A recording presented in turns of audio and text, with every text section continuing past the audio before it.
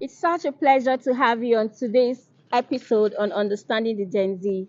Today we'll be talking about impact of gender stereotype among the Gen Z. So with me we have our wonderful guests. They'll do well to introduce themselves.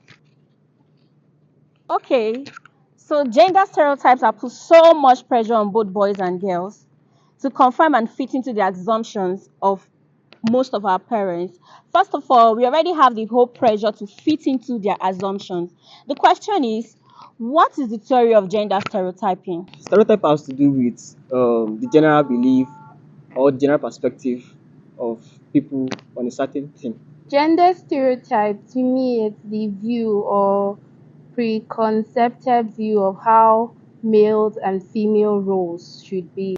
Right now, we are going to talk about how does Gen Z perceive gender. For us to understand why Gen Z's perceive, like how Gen Z's perceive the gender stereotype, we need to understand the meaning of stereotype.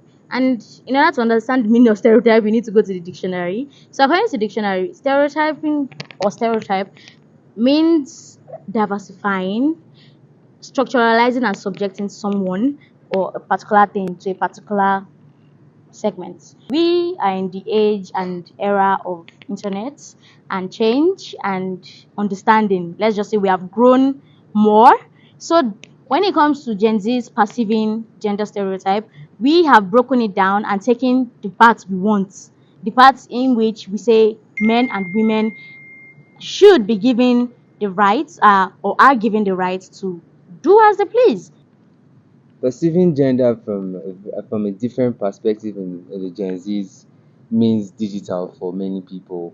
They see us as digital dogs, digital lions, because we're the first generations that grew up with the internet, and this has caused a lot of backlash on this generation because you seem to get your training or you seem to get your social values from the internet, and millennials and older generations do not quite agree or do not see it as a comfortable way of growing up as a Gen Z. So perceiving gender to me now, I feel is like it's freedom to me. I mean, you are free and you are equal to me because you are equal to do what females do in terms of skill acquisition, in terms of areas of specialization.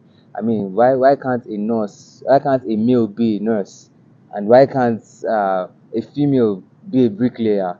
So I feel it's just freedom. I perceive it as freedom. Just use cheating as an example. There are many times people feel, oh, men are allowed to cheat. I'm sorry to say, but a lot of people think this way. And it's so funny because when a woman does the same thing, it's not accepted. Now, we don't cheat with emotions, let me put it that way. Because some women feel it's cheating on me, but it can just be a one-time thing. It's nothing emotional.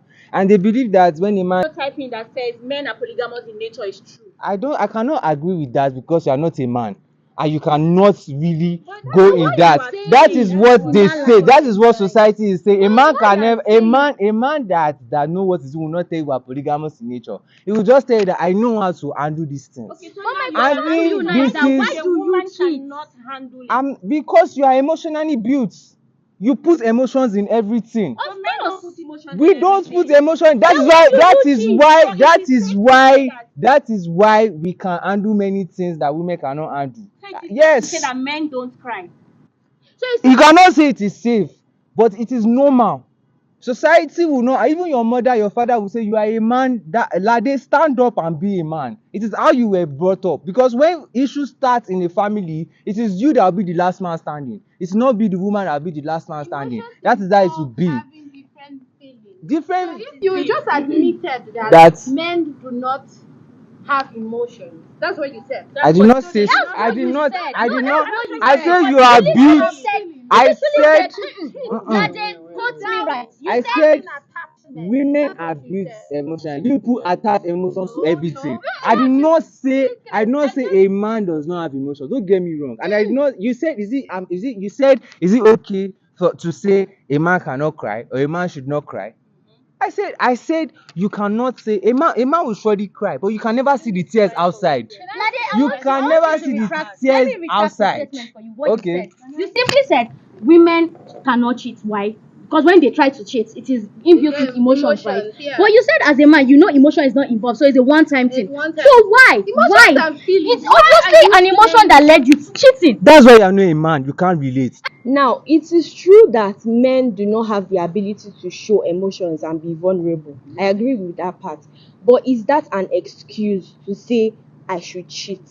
Because you feel like, oh, I have the ability to actually cheat and I will not feel emotions, I will not be attached to the person. Is that really an excuse to cheat? I don't think that should be an excuse. If we have a look at our population in this whole world, female are much than male. Statistically. Yeah. So you saying one man should belong to a woman. Where do you expect the other girls to go? Please. Oh, this gender stereotyping is a very broad topic and it's such an emotional one because at the end of the day, it leaves our parents to think who they raised. So for the alpha gens that are still upcoming, please, our parents should do better because first of all, one of my colleagues made mention of his mom telling him that you are a man, you have to be a man. Yes, let's not put so much pressure on men. It is time that the societal norms should change the narrative because you have to be a man all the time. A man has emotions. A man has to express how he feels.